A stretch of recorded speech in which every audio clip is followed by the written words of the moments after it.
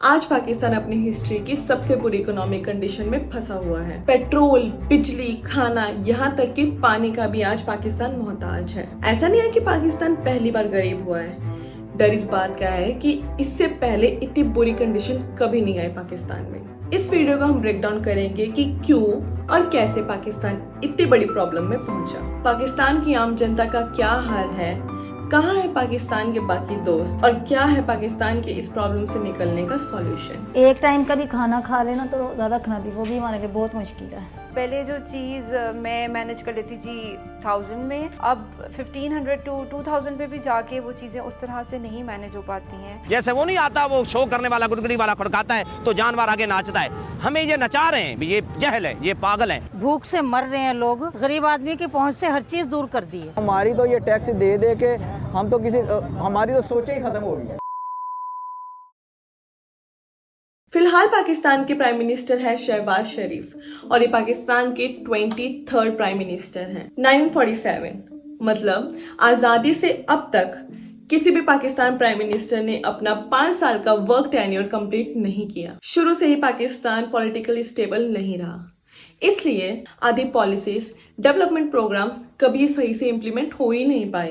Political instability भी पाकिस्तान के downfall का बहुत बड़ा रीजन है। पाकिस्तान हमेशा से ही एक लूप में फंसा रहता है। सब्सिडीज, फ्रीबीज बांटने के लिए पाकिस्तान के पास खुद पैसा नहीं होता, इसलिए वो इंटरनेशनल मार्केट से बहुत सारा लोन उठा लेता है। कम इनकम होने की वजह से इस लोन के इंटरेस्ट को चुकाने के लिए और फिर से वही सब्सिडीज बांटने के लिए पाकिस्तान और लोन उठा लेता है, और इस वजह से पाकिस्तान कभी भी इंटरनेशनल मार्केट के लोन से बाहर ही नहीं आ पाता। अगर हम पाकिस्तान की इनकम और खर्चों को स्प्लिट करके देखें तो चीजें थोड़ी अच्छे से समझ आएंगी। पाकिस्तान की रेवेन्यू रिसिप्ट से जो इनकम जनरेट हुई वो थी 9,40,000 करोड़ रुपए और 2,37,000 करोड़ रुपए जनरेट हुए कैपिटल रिसिप्ट से और 5,54,000 करोड़ रुपए जनरेट हुए एक्सटर्नल रिसिप्ट से। अब इनके खर्चे देखें तो अप्रॉक्स 1,50,000 करोड़ रुपए तो मिलिट्री फंड्स में ही चले जाते हैं और 3,93,000 करोड़ रुपए लोन्स की रीपेमेंट में ही चले जाते हैं। अब इतनी कम इनकम और इतने ज्यादा खर्चों से देश थोड़ी चलेगा। जून 2022 में पाकिस्तान ने अपनी हिस्ट्री में सबसे अनफॉर्चुनेट और सबसे भयानक फ्लड को देखा।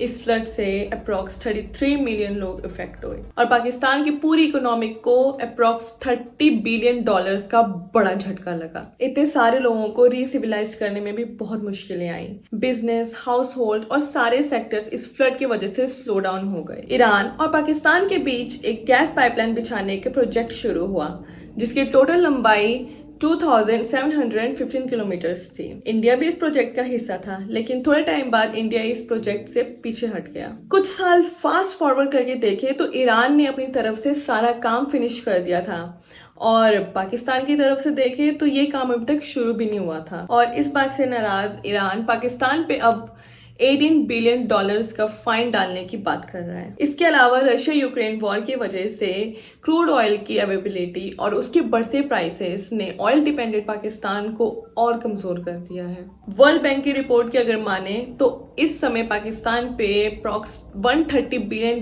का डेट है। चाइना पाकिस्तान इकोनॉमिक कॉरिडोर यानी CPEC जो कि 3,000 किलोमीटर लंबा इकोनॉमिक प्रोजेक्ट है, जो कि मिडिल ईस्टर्न कंट्रीज से एनर्जी लाने के लिए चाइना की एक शुरुआत है। ये प्रोजेक्ट शुरू तो हुआ था पाकिस्तान में इंफ्रास्ट्रक्चर डेवलपमेंट के लिए, लेकिन चाइना बहुत जंट है।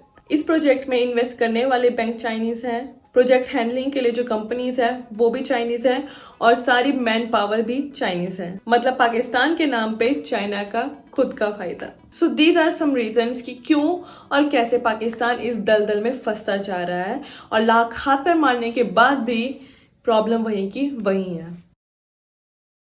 पाकिस्तान के दोस्तों की बात करें तो पहले एक नजर IMF पर। IMF यानी इंटरनेशनल मॉनेटरी फंड, जो कि एक US based international financial agency है जिसमें 190 कंट्रीज शामिल हैं। इनके गोल है to provide financial stability, promoting employment, sustainable growth and to reduce poverty. 1958 से अब तक पाकिस्तान कुल 23 बार IMF के पास जा चुका है। ताकि वो लोन ले सके अपनी प्रॉब्लम से निकलने के लिए। 2019 में इमरान खान ने कुल $6 बिलियन की हेल्प मांगी, जिसमें IMF ने उन्हें $1.1 बिलियन की हेल्प की। इससे पहले भी काफ़ी बार पाकिस्तान की मदद करते हुए IMF फंस चुका है, क्योंकि पाकिस्तान लोन रिपे कर ही नहीं पाता। तो इस बार IMF ने पाकिस्तान के सामने कुछ शर्तें रख दी। मेजर शर्त ये थी कि इमरान खान IMF के दिए हुए पैसे सब्सिडीज में खर्च नहीं कर सकता और किसी तरह की इकोनॉमिक डेवलपमेंट में ही ये पैसे यूज कर सकता है। लेकिन प्राइम मिनिस्टर इमरान खान ने ऐसा नहीं किया। जो IMF से पैसे उठाए थे वो अपनी रेपुटेशन बचाने के लिए फिर से सब्सिडीज में लगा दिए। Saudi Arabia, UAE, Qatar, China, ये सब पाकिस्तान के बहुत अच्छे दोस्त हैं। Saudi Arabia, UAE and Qatar Muslim countries होने की वजह से पाकिस्तान की हेल्प कर देते हैं। And China, you know very well, for its own selfish reasons. 2018 में पाकिस्तान को फाइनेंशियल क्राइसिस से बाहर निकालने के लिए सऊदी अरेबिया ने पाकिस्तान की बहुत बड़ी हेल्प की थी। अप्रॉक्स $6.2 बिलियन सऊदी अरेबिया ने पाकिस्तान को दिए। और इतना ही नहीं, सऊदी अरेबिया ने पाकिस्तान को $3 बिलियन का ऑयल एज अ लोन भी दिया था। फिर 2018 के बाद 2021 में इमरान खान की गवर्नमेंट को भी $3 बिलियन एज अ लोन दिए थे। किसने? सऊदी अरेबिया ने, जो कि पाकिस्तान की हेल्प के लिए बहुत बड़ा अमाउंट था। सिचुएशन ठीक नहीं हुई तो सऊदी अरेबिया यही नहीं रुका।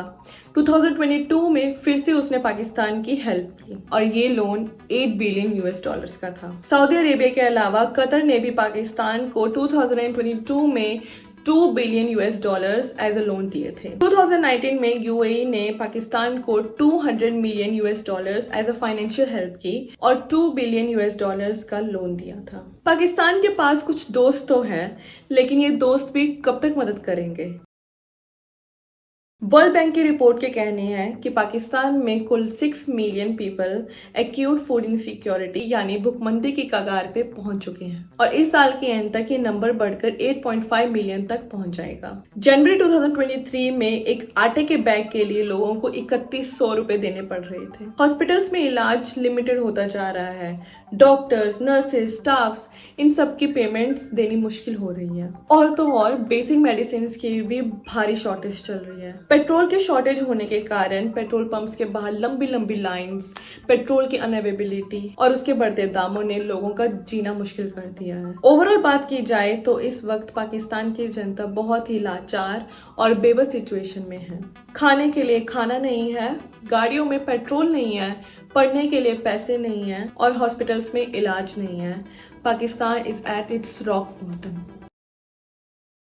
पाकिस्तान को इस वक्त इस प्रॉब्लम से सिर्फ IMF ही निकाल सकता है। IMF एक बहुत बड़ा फंड रिलीज करे और पाकिस्तान गवर्नमेंट उसे किसी अच्छी जगह इन्वेस्ट करे, तभी कहीं पाकिस्तान की इकोनॉमी में सुधार लाया जा सकता है। अपने लीडर्स को बहुत ध्यान से चुने, क्योंकि इन प्रॉब्लम्स में, इन सिचुएशंस में सबसे इम्पोर्टेंट रोल एक लीडर का ही होता है। तो thank you so much for watching this video. अगर आपको ये वीडियो अच्छी लगी हो तो कमेंट कर देना एंड लाइक करना मत भूलना। और अगर आप इस चैनल पे नए हैं तो सब्सक्राइब का बटन दबा दीजिए और इसकी बेल आइकन भी दबा दीजिए। और नेक्स्ट वीडियो किस टॉपिक पे चाहिए वो भी बता देना। एंड मेरा मेन चैनल सिमरनजीत कौर है, जहाँ मैं व्लॉगिंग करती हूँ, सो वो चैनल को भी सब्सक्राइब कर लीजिए एंड व्लॉग्स चेक कर लीजिए। So thank you so much and मिलते हैं एक नई वीडियो के साथ।